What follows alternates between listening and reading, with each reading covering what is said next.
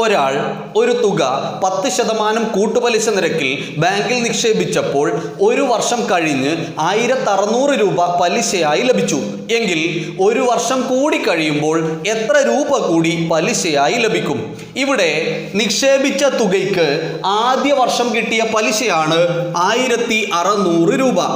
ഈ പലിശ മുതലിൻ്റെ പലിശയാണ്. ഞാൻ ആദ്യം നിക്ഷേപിച്ച തുകയുടെ പലിശയാണ് 1600. എല്ലാ വർഷവും ഈ പലിശ ലഭിക്കും, കാരണം അത് മുതലിൻ്റെ പലിശയാണ്. മുതൽ എപ്പോഴും എൻ്റെ അക്കൗണ്ടിലുണ്ട്. അപ്പോൾ ഈ 1600 രണ്ടാം വർഷവും പലിശയായി ലഭിക്കും. അതുകൂടാതെ ആദ്യ വർഷം കിട്ടിയ പലിശയായ 1600ൻ്റെ 10%, അതായത് പലിശയുടെ പലിശ എത്രയാ? 160 രൂപ. അതുകൂടി രണ്ടാം വർഷം പലിശയായി ലഭിക്കും. അങ്ങനെ ആകെ 1600ഉം 160ഉം 1760 രൂപ രണ്ടാം വർഷം പലിശയായി ലഭിക്കും.